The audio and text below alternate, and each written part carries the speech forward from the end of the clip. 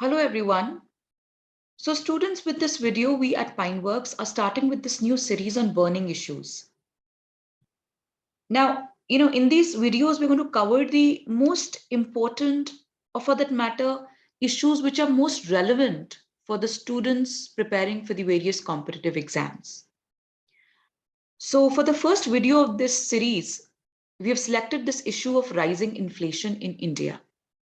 So like we all know, students, that the rising inflation is one of the biggest macroeconomic, the most serious macroeconomic issues that, India faces today. In fact, it's not just India. In the high inflation at this point is a global phenomenon. So it is not something which is unique to India, but most countries around the world are experiencing very high inflation levels because it is triggered by some external events. So today in this video, we are going to primarily look into the various factors that contribute towards very high inflation in India, right? So let's begin, students. Now, India has been witnessing a sharp rise in the inflation rate since September last year. If you look at this graphic here, students, the inflation has consistently risen from September 21, right? And it is on an increase. It was the rise was sharpest in the month of February, and since then it has slightly declined, but it is at very high levels. Now, students, retail inflation tracked by Consumer Price Index measures the changes in prices from a retail buyer's perspective. Now, at this point, it is important to understand that there are two kinds of inflation, two types of inflation which are sort of assessed, right? One is the retail inflation, and the other is the wholesale price inflation, right? Now, retail inflation is the general rise in prices of the goods and services that are bought by the consumers, right, or the households. Whereas the wholesale price inflation, that is the general rise in prices of the goods and services which are consumed by the industry, right? So here we are talking about the retail inflation. We will talk about the wholesale price inflation in some other video perhaps. But today, for the purpose of this video, we are looking at retail inflation. So what is retail inflation? Retail inflation is the general rise in prices of the goods and services that are bought by the consumers or the households, right? So the CPI, Consumer Price Index, is the index that measures retail inflation, right? So we have got two separate indexes. Consumer Price Index measures retail inflation, keep in mind. Okay. Now it says that Consumer Price Index has been hovering around 6.7%. It was 6.7% in July 2022. And this is above the upper tolerance level of RBI, which is set at 6%. So basically, students, we all know that inflation, keeps changing. It keeps fluctuating, isn't it? So RBI has set a band for itself within which it can allow the inflation to vary, right? So that band is between 2% to 6%. So between 2% to 6%, the inflation is considered, when it fluctuates between this level, it is considered safe or within comfortable levels. However, when it rises beyond this, right, when it breaches the upper tolerance level set by the RBI of 6%, then it becomes a matter of worry or concern, right?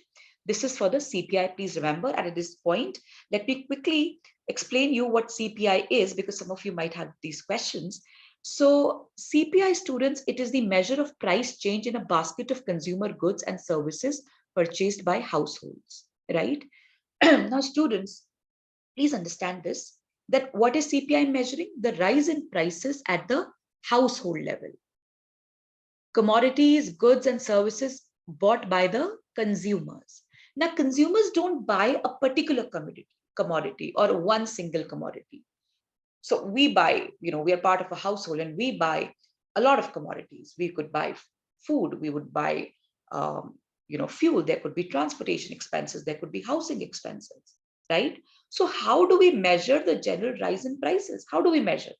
we're going to measure it on the basis of a basket of commodities, right? Because it is the rise in the prices of a basket of commodities together that would impact the household, isn't it? And not one single commodity.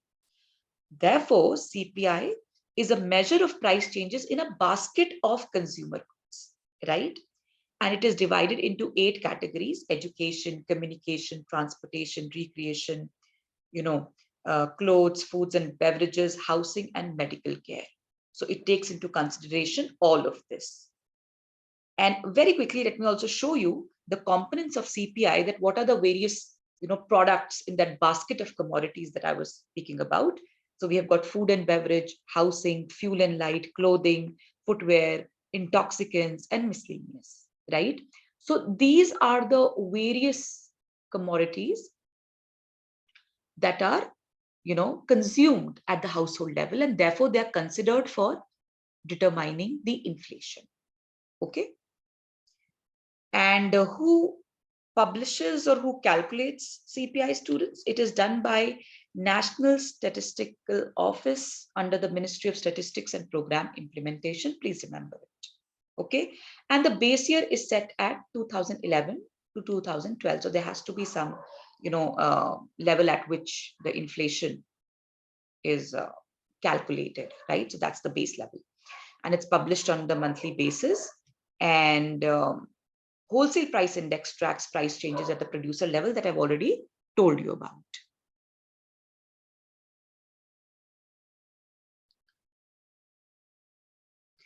So now, students, we are looking at what is really causing the inflation, right? So what are the components of CPI which is pulling up the inflation? Let's look at this first, and then we're going to then we're going to talk about the various reasons for the high inflation, that why is this happening in the first place. But what are the two components of CPI pulling up the inflation? That what are those products or what are those commodities that have risen the most, whose prices have risen the most, right? So fuel inflation, fuel prices too, right? So crude oil prices were the biggest contributors to the rise in inflation because it accounts for more than 40% of the total CPI, students, right? And India imports nearly 80% of the crude oil for the country's demand. So number one, fuel has a high weightage in inflation, calculation. One is direct, it's direct consumption, and the other is how it is used as an input for other goods and services. So we're going to talk about it in a while. But please understand that crude oil prices, they're the biggest contributors to the rise in inflation. A, because it has a high weightage in calculation of inflation. And secondly, students, India, imports nearly 80% of the crude oil for the country's demand. So we are importing, we are buying it from the other countries. The other countries have set, very high prices of inflation. Very high price of the fuel. And that is the reason that we are being impacted by the high fuel prices. And that is one. Another thing, students, high crude oil prices leads to increase in cost of other goods also. So basically, if you, please understand this, that crude oil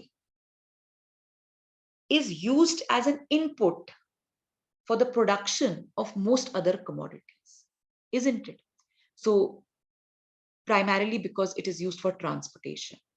So when crude oil prices rises, the transportation prices rises, right? And that impacts or that leads to the increase in prices of other commodities, right? So therefore, students, high crude oil prices impact the inflation levels to a large extent. Now look at the next point, food inflation, students, right? So food prices are essential and play a major role in calculation of CPI inflation. And similar to fuel, food prices also have a great weightage in the overall CPI indexes. And over the past few months, the food prices are also increasing.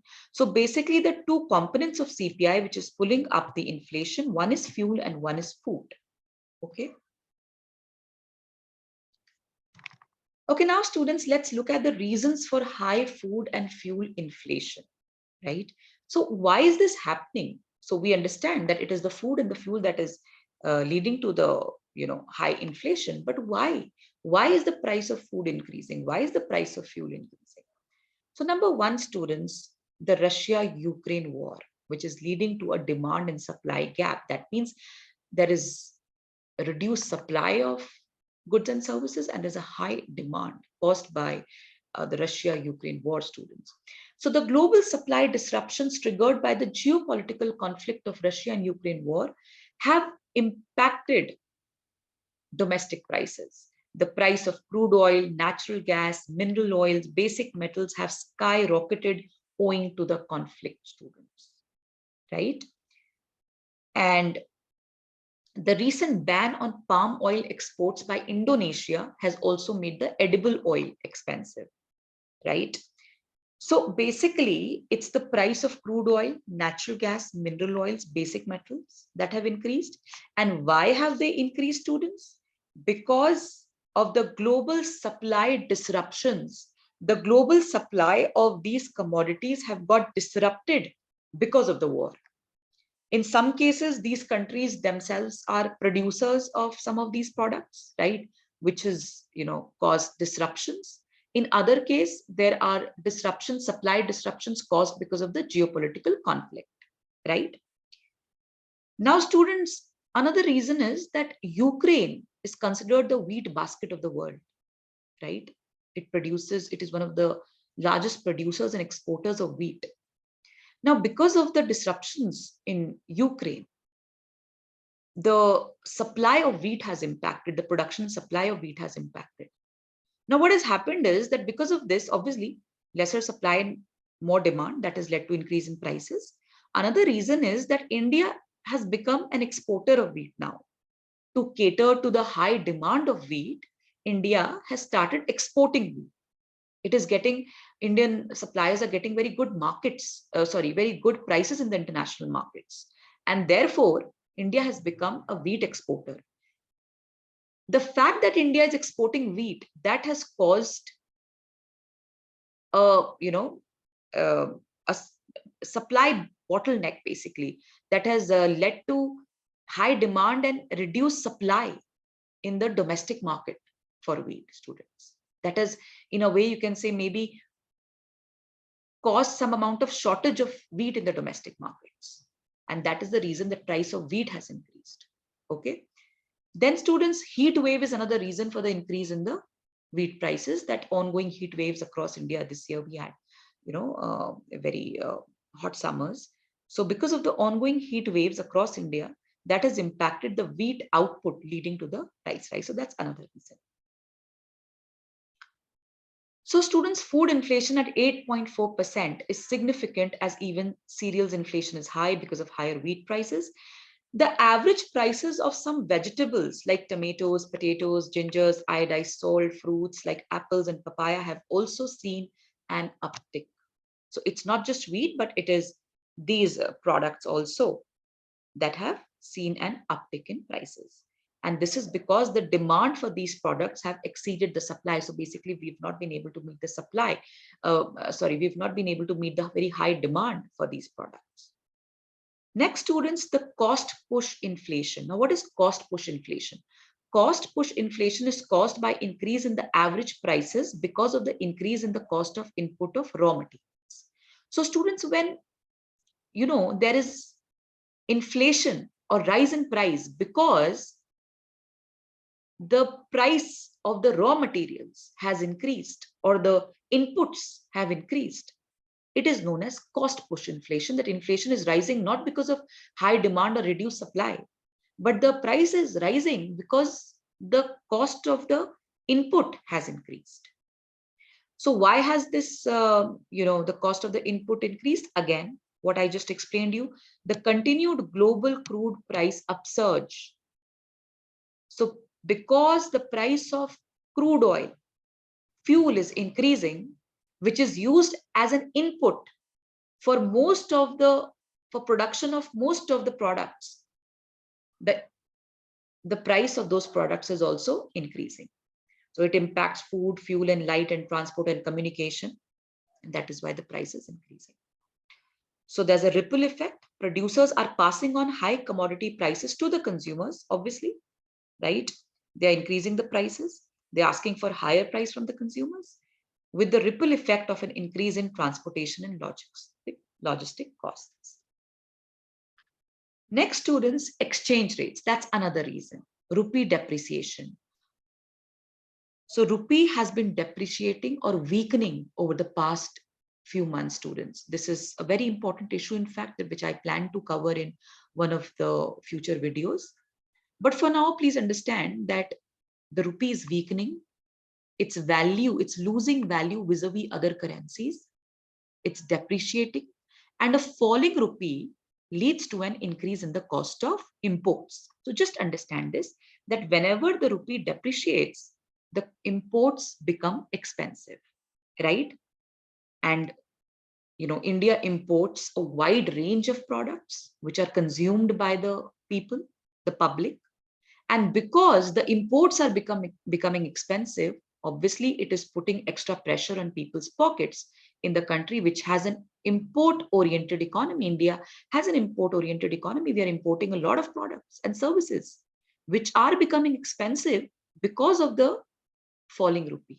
So this is another reason of rise in inflation in India, of high inflation in India, right? So students, these were the various reasons of high inflation in India.